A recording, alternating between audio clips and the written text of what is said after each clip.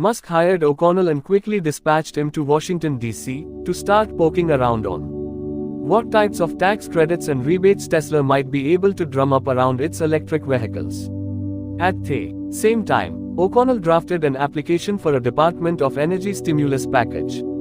All I knew is that we were going to need a shitload of money to build this company, O'Connell said. My view was that we needed to explore everything. Tesla had been looking for between $100 million and $200 million, grossly underestimating what it would take to build the Model S. We were naive and learning our way in the business, O'Connell said. In January 2009, Tesla took over Porsche's usual spot at the Detroit Auto Show, getting the space cheap because so many other car companies had bailed out on the event. Fisker had a luxurious booth across the hallway with wood flooring and pretty blonde booth babes draped over its car. Tesla had the Roadster, its electric powertrain, and no frills. The technology that Tesla's engineers displayed proved good enough to attract the attention of the big boys. Not long after the show, Daimler voiced some interest in seeing what an electric Mercedes A-Class car might look and feel like. Daimler executives said they would visit Tesla in about a month to discuss this proposition in detail, and the Tesla engineers decided to blow them away by producing 2 prototype vehicles before the visit. When the Daimler executives saw what Tesla had done, they ordered 4,000 of Tesla's battery packs for a fleet of test vehicles in Germany. The Tesla team pulled off the same kind of feats for Toyota and won its business, too. In May 2009, things started to take off for Tesla. The Model S had been unveiled, and Daimler followed that by acquiring a 10% stake in Tesla for $50 million. The companies also formed a strategic partnership to have Tesla provide the battery packs for 1,000 of Daimler's smart cars. That money was important and went a long way back then, said O'Connell. It was also a validation. Here is the company that invented the internal combustion engine, and they're investing in us. It was a seminal moment, and I am sure it gave the guys over at the door the feeling that we were real. It's not just our scientists saying this stuff is good. It's Mercedes freaking Benz. Sure enough, in January 2010, the Department of Energy struck a $465 million loan agreement with Tesla. The money was far more than Tesla had ever expected to get from the government. But it still represented just a fraction of the $1 billion plus that most carmakers needed to bring a new vehicle to market. So, while Musk and O'Connell were thrilled to get the money, they still wondered if Tesla would be able to live up to the bargain. Tesla would need one more windfall or, perhaps, to steal a car factory. And in May 2010, that's more or less what it did. General Motors and Toyota had teamed up in 1984 to build New United Motor Manufacturing Inc., or NUMMI, on the site of a former GM assembly plant in Fremont, California, a city on the outskirts of Silicon Valley. The companies hoped the joint facility would combine the best of American and Japanese automaking skills and result in higher quality, cheaper cars. The factory went on to pump out millions of vehicles like the Chevy Nova and Toyota Corolla. Then the recession hit, and GM found itself trying to climb out of bankruptcy. It decided to abandon the plant in 2009, and Toyota followed right after, saying it would close down the whole facility, leaving 5,000 people without jobs. All of a sudden, Tesla had the chance to buy a 5.3 million square foot plant in its backyard. Just 1 month after the last Toyota Corolla went off the manufacturing line in April 2010, Tesla and Toyota announced a partnership and transfer of the factory. Tesla agreed to pay $42 million for a large portion of the factory, once worth $1 billion, while Toyota invested $50 million in Tesla for a 2.5% stake in the company. Tesla had basically secured a factory, including the massive metal stamping machines and other equipment, for free. The string of fortunate turns for Tesla left Musk feeling good. Just after the factory deal closed in the summer of 2010, Tesla started the process of filing for an initial public offering. The company obviously needed as much capital as it could get to bring the Model S to market and push forward with its other technology projects. Tesla hoped to raise about $200 million. For Musk, going public represented something of a Faustian bargain. Ever since the Zip2 and PayPal days, Musk has done everything in his power to maintain absolute control over his companies. Even if he remained the largest shareholder in Tesla, the company would be subjected to the capricious nature of the public markets. Musk, the ultimate long-term thinker, would face constant second-guessing from investors looking for short-term returns. Tesla would also be subject to public scrutiny, as it would be forced to open its books for public consumption. This was bad because Musk prefers to operate in secrecy and because Tesla's financial situation looked awful. The company had one product, the Roadster, had huge development costs, and had bordered on bankruptcy months earlier. The car blog Jalopnik greeted the Tesla IPO as a Hail Mary rather than a sound fiscal move. For lack of a better phrase, Tesla is a money pit, the blog wrote. Since the company's founding in 2003, it's managed to incur over $290 million in losses on just $147.6 million in revenue. Told by a source that Tesla hoped to sell 20,000 units of the Model S per year at $58,000 a pop, Jalopnik scoffed. Even considering the supposed pent-up demand among environmentalists for a car like the Model S, those are ambitious goals for a small company planning to launch a niche luxury product into a soft market. Frankly, we're skeptical. We've seen how brutal and unforgiving the market can be, and other automakers aren't simply going to roll over and surrender that volume to Tesla. Other pundits concurred with this assessment. Tesla went public on June 29, 2010, nonetheless. It raised $226 million, with the company's shares shooting up 41% that day. Investors looked past Tesla's $55.7 million loss in 2009 and the more than $300 million the company had spent in 7 years. The IPO stood as the first for an American carmaker since Ford went public in 1956. Competitors continued to treat Tesla like an annoying, ankle-biting dachshund. Nissan's CEO, Carlos Ghosn, used the event to remind people that Tesla was but a pipsqueak and that his company had plans to pump out up to 500,000 electric cars by 2012. Flush with funds, Musk began expanding some of the engineering teams and formalizing the development work around the Model S. Tesla's main offices moved from San Mateo to a larger building in Palo Alto, and Von Holthausen expanded the design team in Los Angeles. Javidan hopped between projects, helping develop technology for the electrified Mercedes-Benz, an electric Toyota RAV4, and prototypes of the Model S. The Tesla team worked fast inside of a tiny lab with about 45 people knocking out 35 RAV4 test vehicles at the rate of about 2 cars per week. The Alpha version of the Model S, including newly stamped body parts from the Fremont factory, a revamped battery pack, and revamped power electronics, came to life in the basement of the Palo Alto office. The first prototype was finished at about 2 a.m., Javidan said. We were so excited that we drove it around without glass, any interior, or a hood. A day or two later, Musk came to check out the vehicle. He jumped into the car and drove it to the opposite end of the basement, where he could spend some time alone with it. He got out and walked around the vehicle, and then the engineers came over to hear his take on the machine. This process would be repeated many times in the months to come. He would generally be positive but constructive. Javidan said, we would try and get him rides whenever we could, and he might ask for the steering to be tighter or something like that before running off to another meeting. About a dozen of the Alpha cars were produced. A couple went to suppliers like Bosch to begin work on the braking systems, while others were used for various tests and design tweaks. Tesla's executives kept the vehicles rotating on a strict schedule, giving one team 2 weeks for cold weather testing in, then shipping that Alpha car to another team right away for powertrain tuning. The guys from Toyota and Daimler were blown away, Javidan said. They might have 200 Alpha cars and several hundred to 1,000 Beta cars. We were doing everything from crash tests to the interior design with about 15 cars. That was amazing to them. Tesla employees developed similar techniques to their counterparts at SpaceX for dealing with Musk's high demands. The savvy engineers knew better than to go into a meeting and deliver bad news. without some sort of alternative plan at the ready.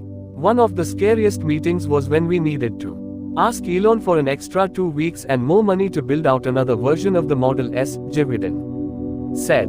We put together a plan, stating how long things would take and what they would cost. We told him that if he wanted the car in 30 days it would require hiring some new people, and we presented him with a stack of resumes. You don't tell Elon you can't do something.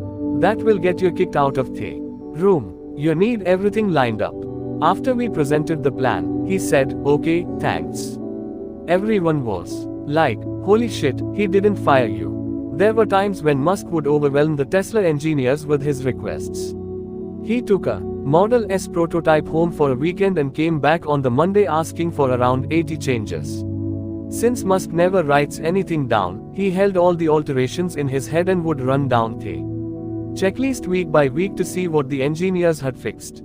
The same engineering rules as those at SpaceX applied. You did what Musk asked and were prepared to burrow down into the properties of materials to explain why something could not be done. He always said, "Take it down to the physics."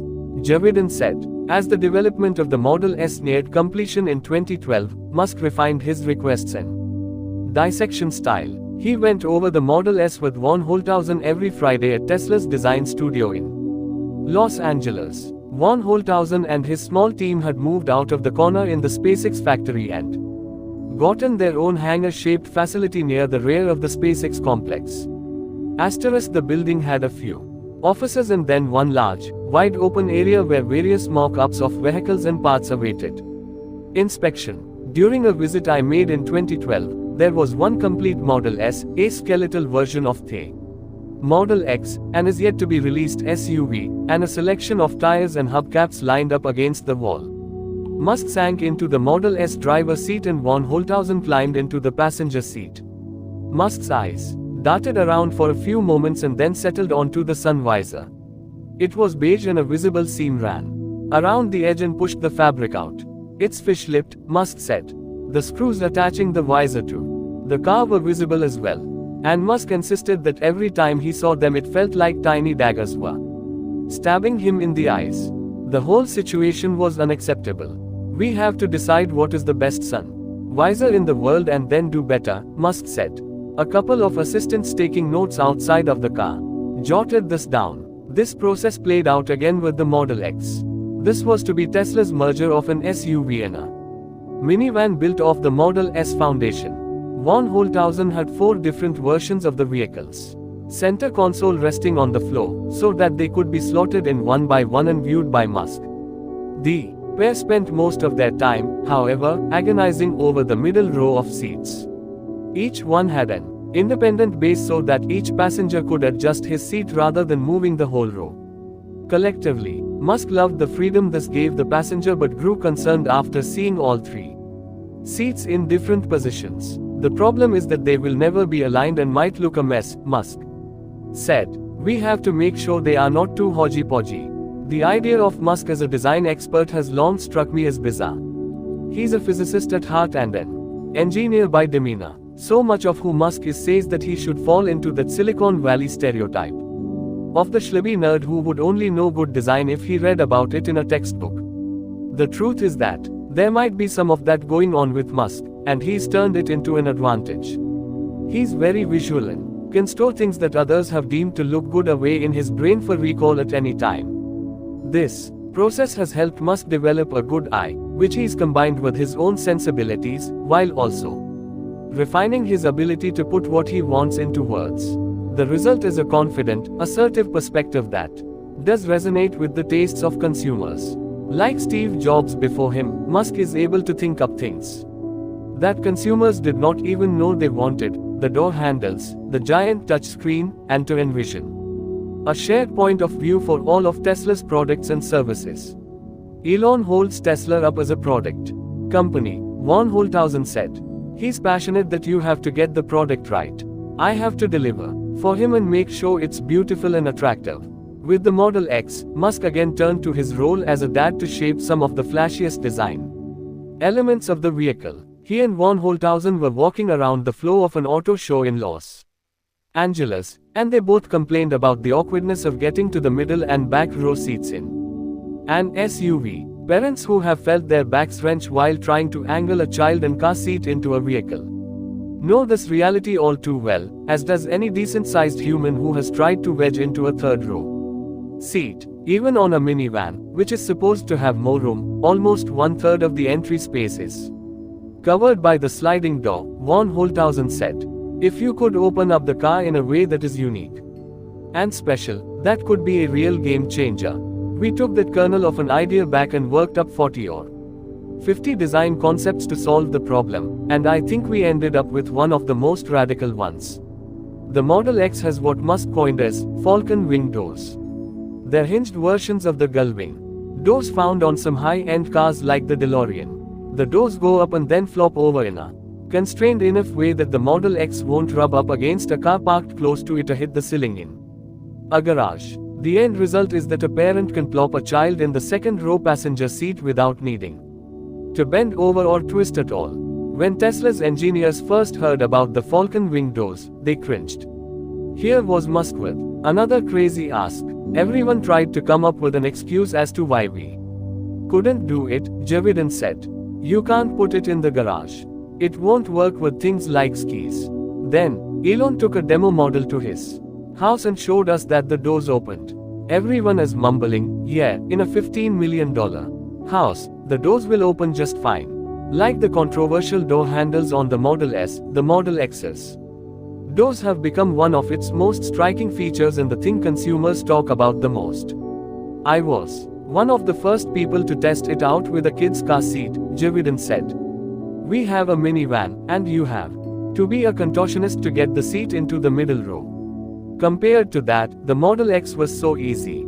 If it's a gimmick, it's a gimmick that works. During my 2012 visit to the design studio, Tesla had a number of competitors' vehicles in the parking lot nearby, and Musk made sure to demonstrate the limitations of their seating compared to the Model X. He tried with honest effort to sit in the third row of an Acura SUV, but even though the car claimed to have room for 7, Musk's knees were pressed up to his chin, and he never really fit into the seat.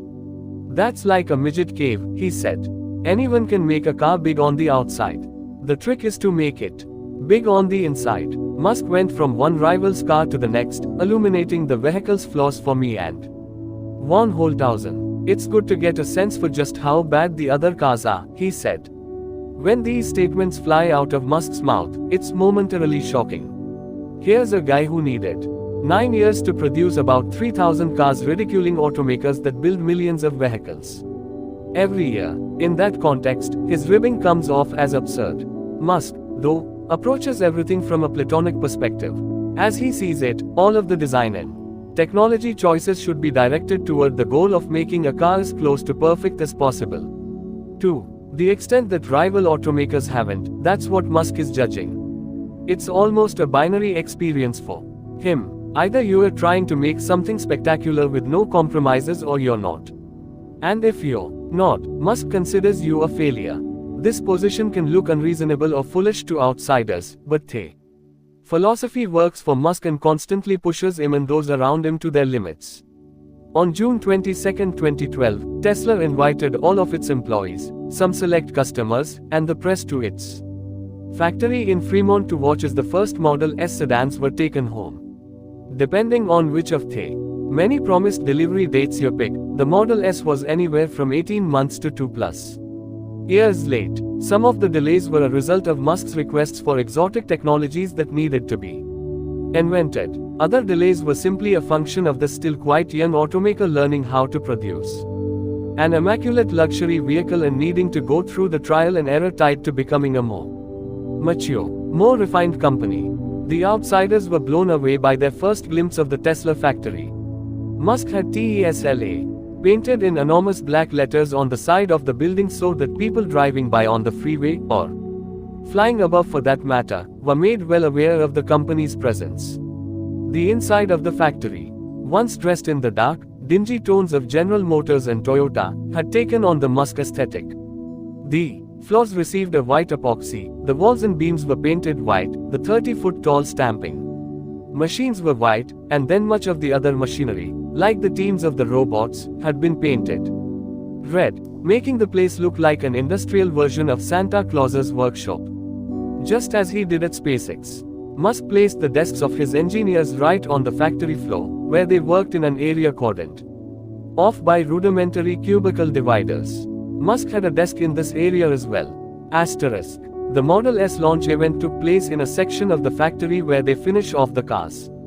There's a part of the floor with various grooves and bumps that the cars pass over, as technicians listen for any rattles. There's also a chamber where water can be sprayed at high pressure onto the car to check for leaks. For the very last inspection, the Model S cruises onto a raised platform made out of bamboo, which, when coupled with lots of LED lighting, is meant to provide an abundant amount of contrast so that people can spot flaws on the body.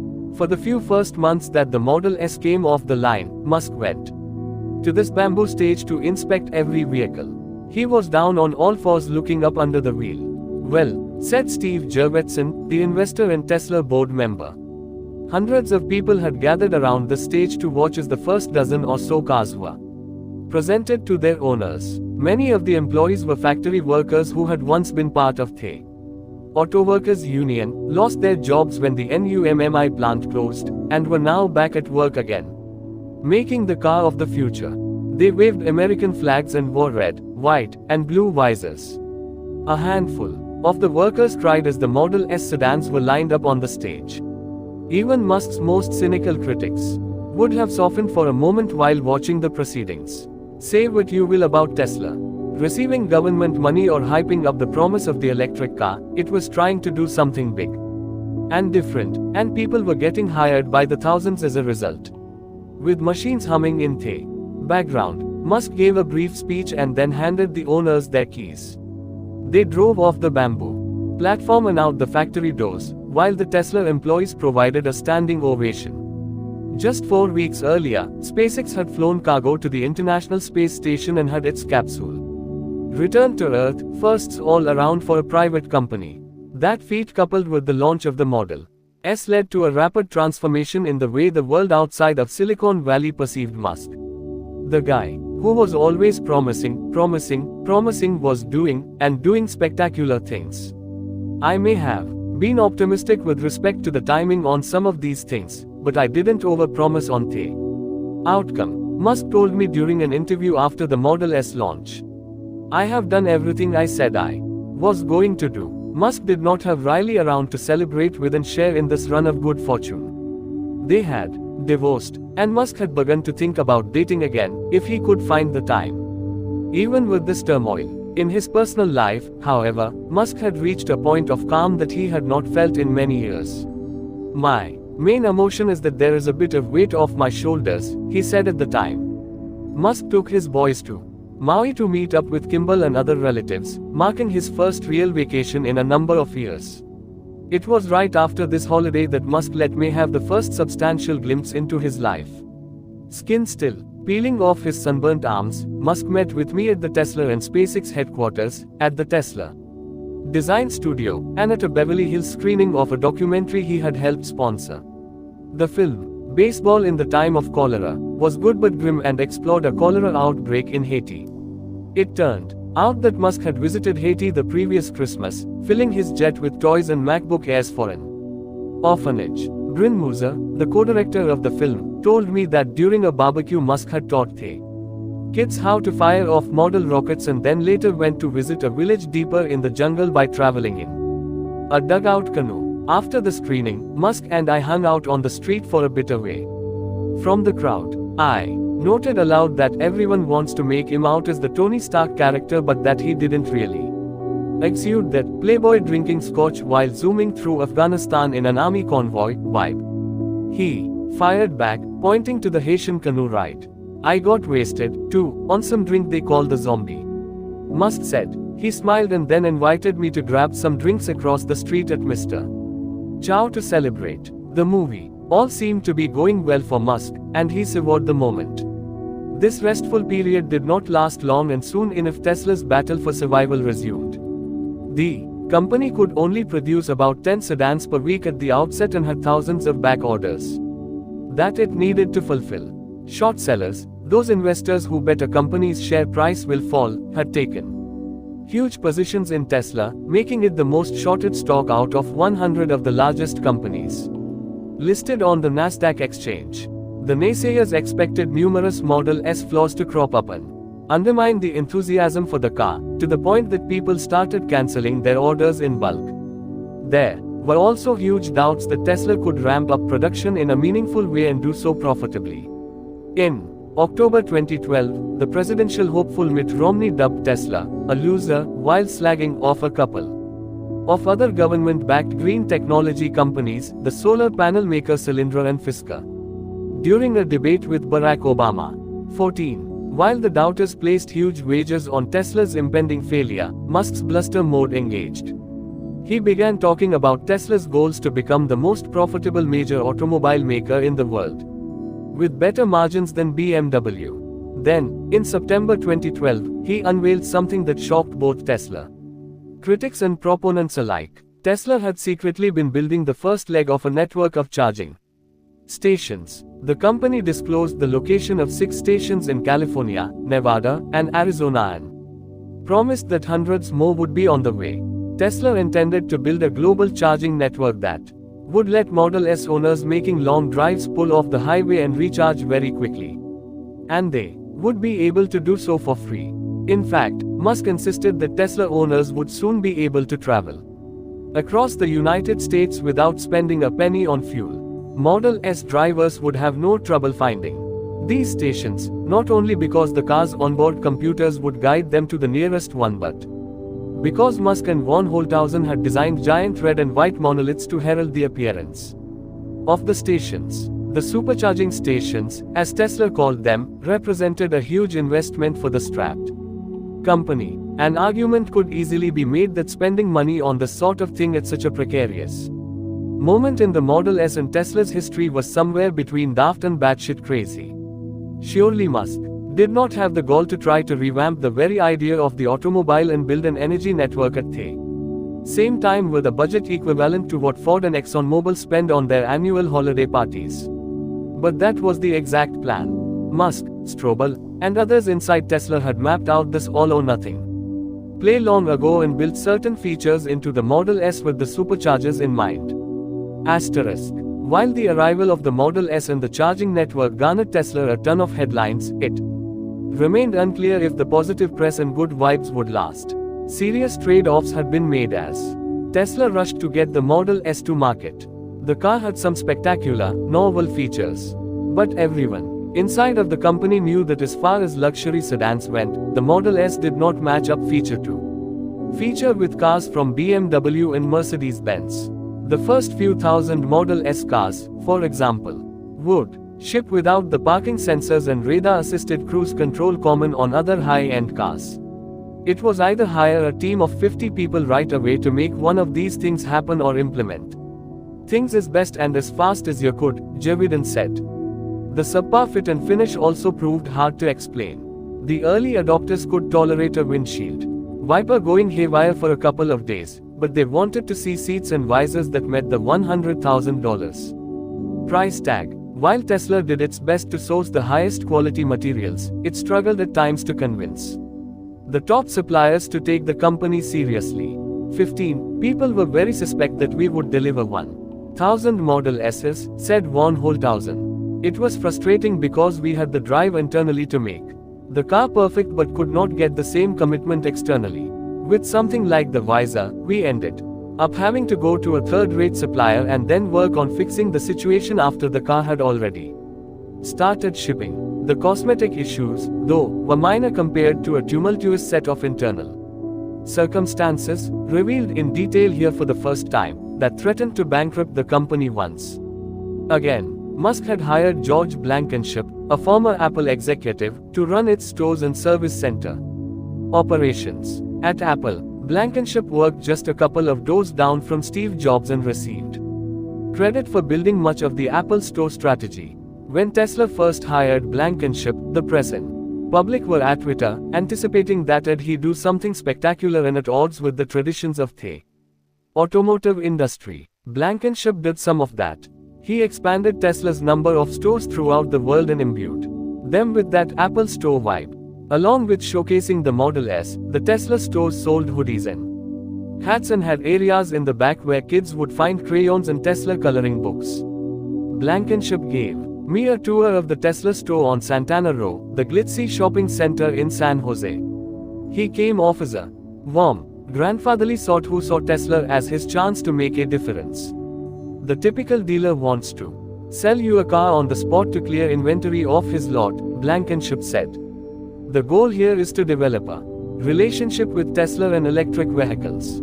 Tesla, he said, wanted to turn the Model S into more than a car. Ideally, it would be an object of desire just like the iPod and iPhone. Blankenship noted that Tesla had more than 10,000 reservations for the Model S at the time, the vast majority of which had arrived without the customers test driving the car.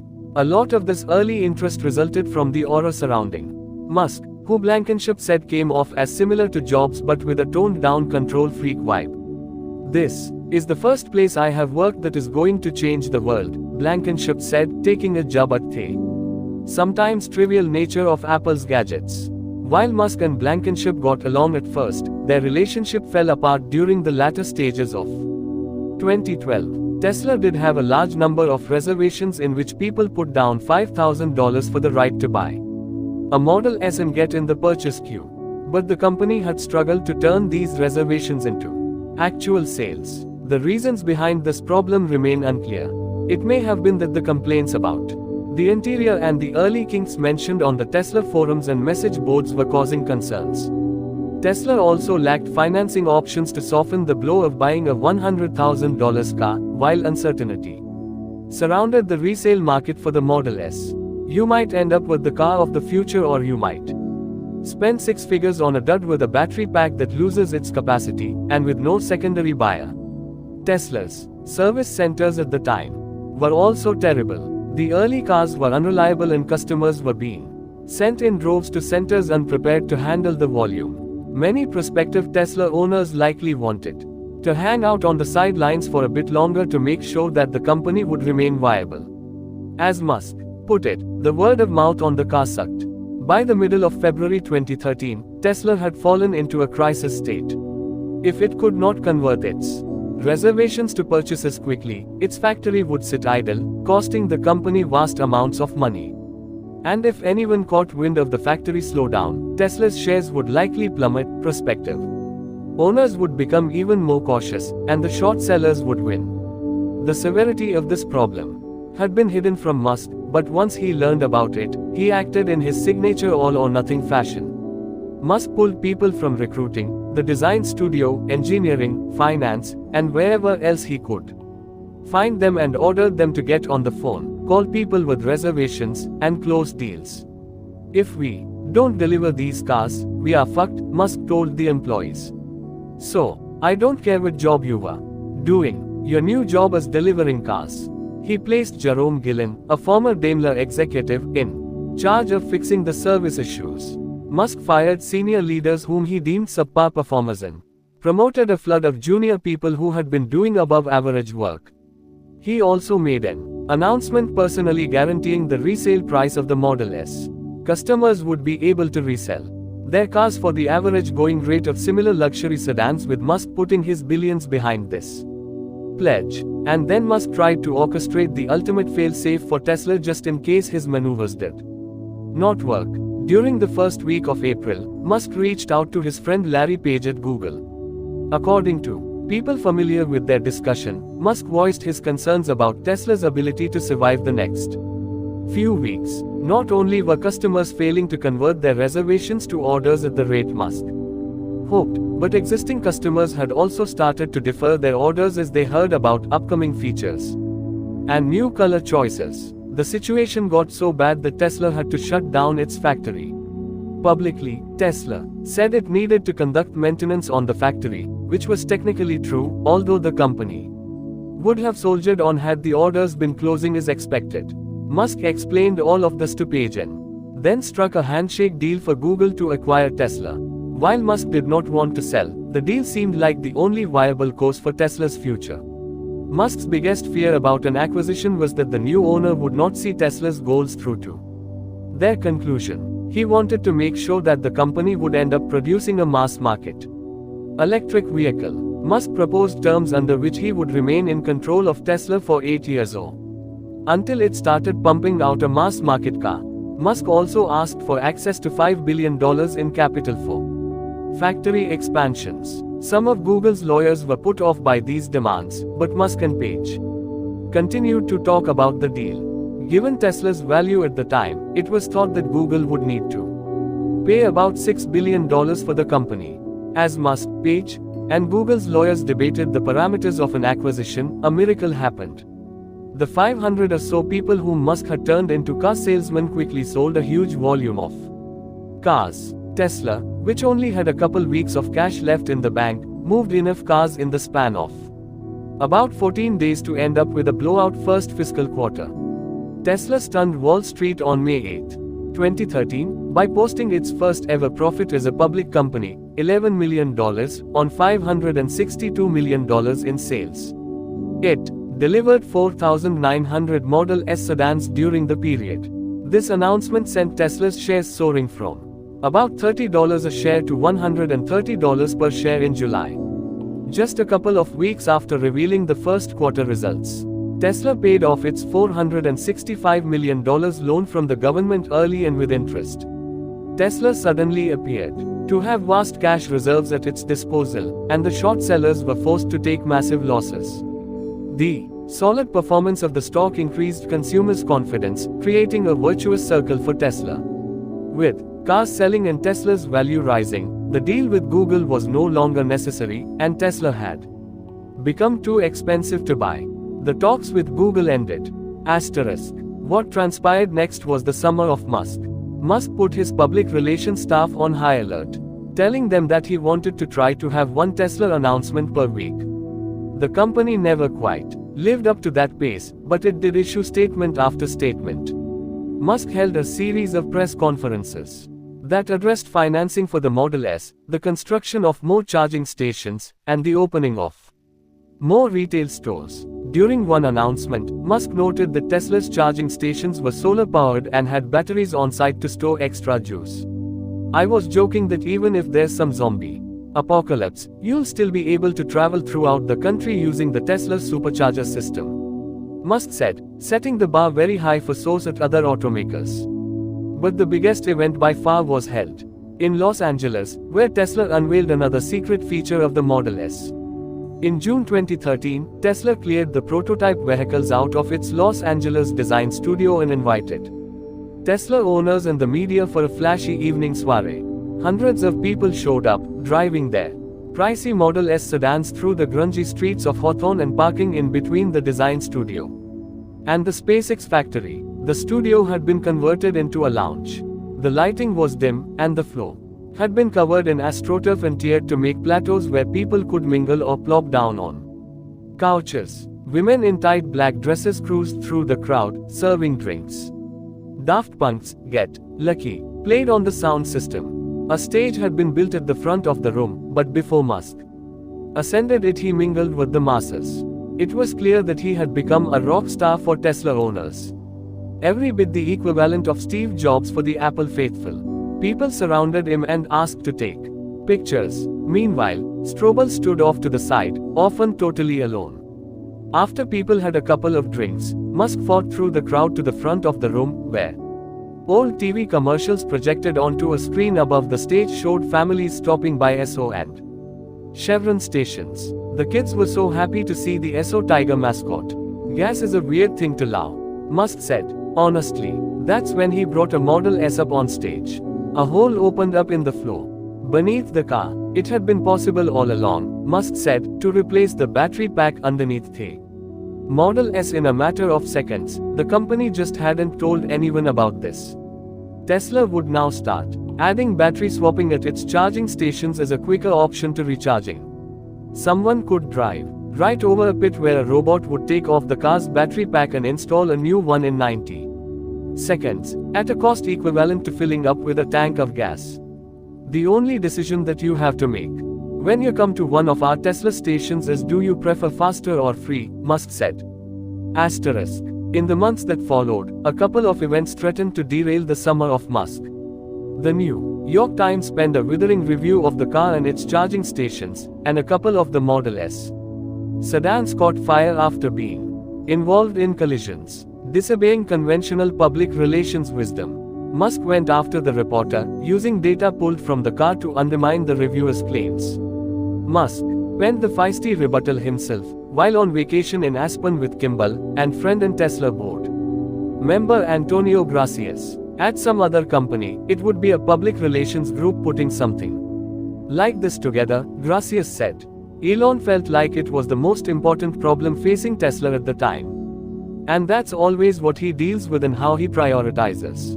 It could kill the car and represented an existential threat against the business. Have there been moments where his unconventional style in these types of situations has made me cringe? Yes, but I trust that it will work out in the end. Musk applied a similar approach to dealing with the fires by declaring the Model S the safest car in America in a press release and adding a titanium underbody shield and aluminum plates to the vehicle to deflect and destroy debris and keep the battery pack safe.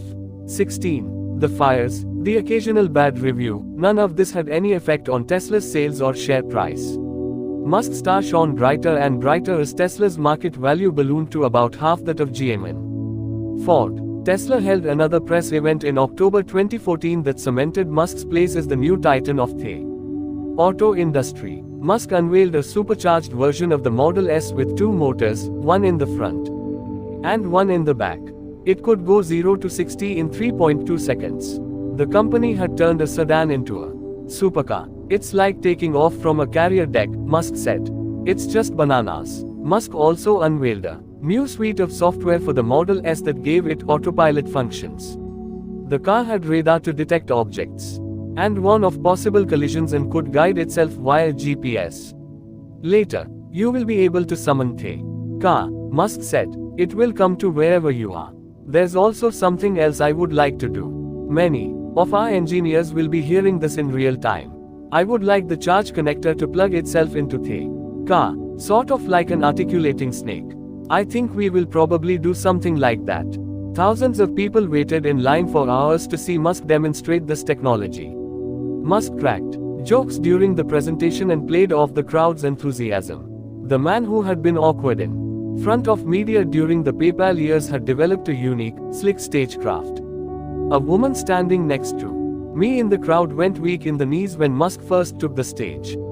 A man to my other side said he wanted a Model X and had just offered $15,000 to a friend to move up on the reservation list so that he could end up with model number 700. The enthusiasm coupled with Musk's ability to generate attention was emblematic of just how far the little automaker and its eccentric CEO had come. Rival car companies would kill to receive such interest and had basically been left dumbfounded as Tesla snuck up on them and delivered more than they had ever imagined possible. As the Model S fever gripped Silicon Valley, I visited Ford's small research and development lab in Palo Alto. The head of the lab at the time was a ponytailed, sandal-wearing engineer named T.J. Julie, who felt very jealous of Tesla.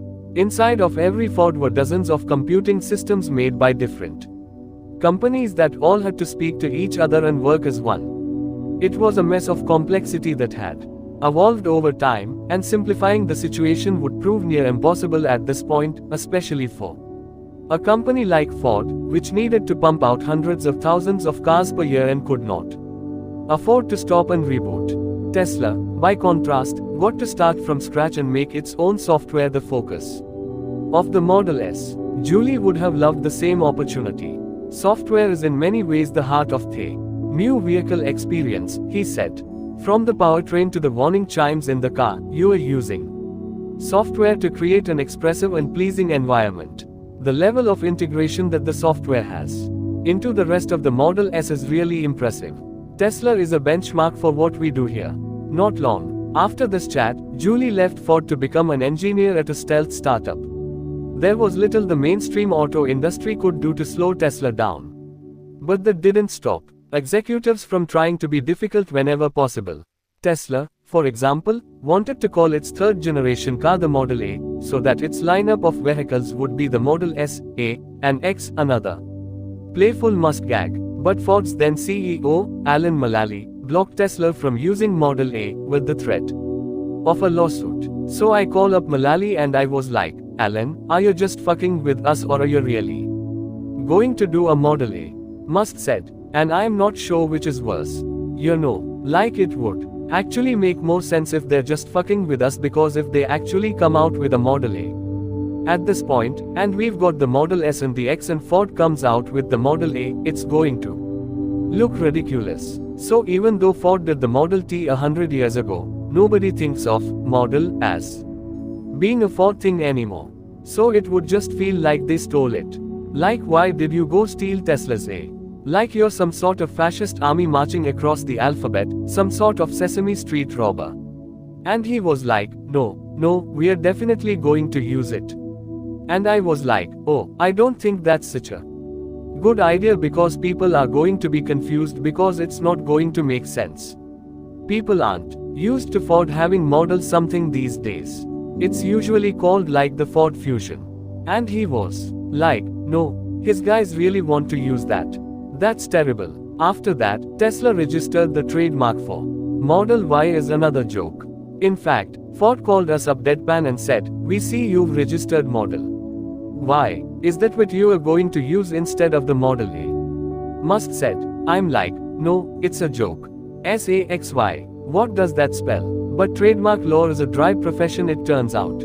Asterisk. What Musk had done that the rival automakers missed or didn't have the means to combat was turn Tesla into a lifestyle. It did not just sell someone a car.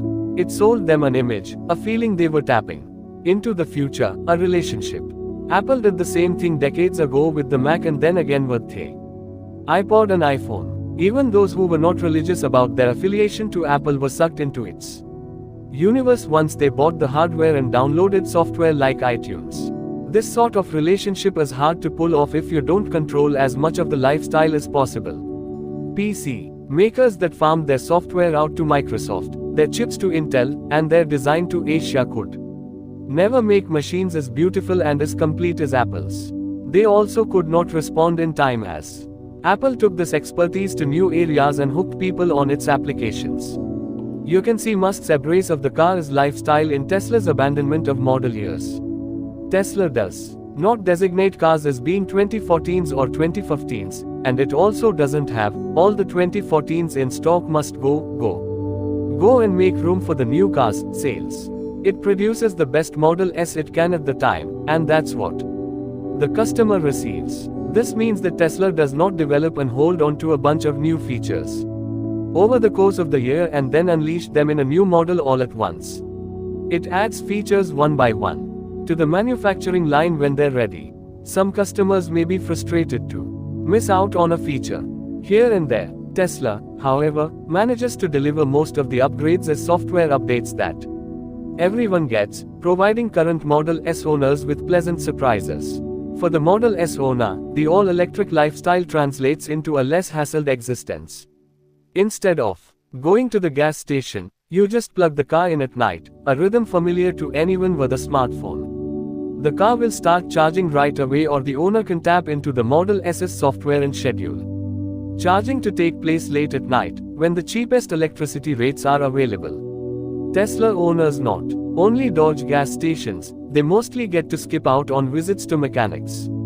A traditional vehicle needs oil and transmission fluid changes to deal with all the friction and wear and tear produced by its thousands of moving parts. The simpler electric car design eliminates this type of maintenance. Both the Roadster and the Model S also take advantage of what's known as regenerative braking, which extends the life of the brakes. During stop-and-go situations, the Tesla will brake by kicking the motor into reverse via software and slowing down the wheels instead of using brake pads and friction to clamp them down. The Tesla motor generates electricity during this process and funnels it back to the batteries, which is why electric cars get better mileage in city traffic. Tesla still recommends that owners bring in the Model S once a year for a checkup, but that's mostly to give the vehicle a once-over and make sure that none of the components seems to be wearing down prematurely.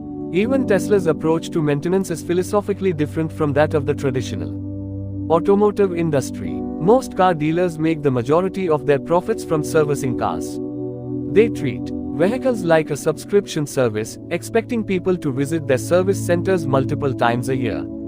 For many years, this is the main reason dealerships have fought to block Tesla from selling its cars directly to consumers. The ultimate goal is to never have to bring your car back in after you buy it, said Javidan. The dealers charge more than independent mechanics but give people the peace of mind that their car is being worked on by a specialist for a particular make of vehicle. Tesla makes its profits off the initial sale of the car and then from some optional software services. I got the number 10 Model S, said Konstantin Adma, 17, the Silicon Valley software vision entrepreneur. It was an awesome car, but it had just about every issue you might have read about in the forums. They would fix all these things and decided to trailer the car back to the shop so that they didn't add any miles to it. Then I went in for a 1-year service, and they spruced up everything so that the car was better than new. It was surrounded by velvet ropes in the service center. It was just beautiful. Tesla's model isn't just about being an affront to the way carmakers and dealers do business. It's a more subtle play on how electric cars represent a new way to think of automobiles. All car companies will soon follow Tesla's lead and offer some form of over-the-air updates to their vehicles. The practicality and scope of their updates will be limited, however. You just can't do an over-the-air spark plug change or replacement of the timing belt, said Javidan. With a gas car, you have to get under the hood at some point and that forces you back to the dealership anyway. There's no real incentive for Mercedes to say, you don't need to bring the car in, because it's not true. Tesla also has the edge of having designed so many of the key components for its cars in-house, including the software running throughout the vehicle. If Daimler wants to change the way a gauge looks, it has to contact a supplier half a world away and then wait for a series of approvals, Javidan said. It would take them a year to change the way the P on the instrument panel looks. At Tesla, if Elon decides he wants a picture of a bunny rabbit on every gauge for Easter, he can have that done in a couple of hours. Asterisk. As Tesla turned into a star of modern American industry, its closest rivals were obliterated. Fisker Automotive filed for bankruptcy and was bought by a Chinese auto parts company in 2014. One of its main investors was Ray Lane, a venture capitalist at Kleiner Perkins Caufield and Byers. Lane had cost Kleiner Perkins a chance to invest in Tesla and then backed Fisker, a disastrous move that tarnished the firm's brand and Lane's reputation. Better Place was another startup that enjoyed more hype than Fisker. And Tesla put together and raised close to $1 billion to build electric cars and battery swapping stations. 18 The company never produced much of anything and declared bankruptcy in 2013. The guys like Strobel who had been at Tesla since the beginning are quick to remind people that the chance to build an awesome electric car had been there all along. It's not really like there was a rush to this idea, and we got there first, Strobel said. It is frequently forgotten in hindsight that people thought this was the shittiest business opportunity on the planet. The venture capitalists were all running for the hills. What separated Tesla from the competition was the willingness to charge after its vision without compromise, a complete commitment to execute to Musk standards.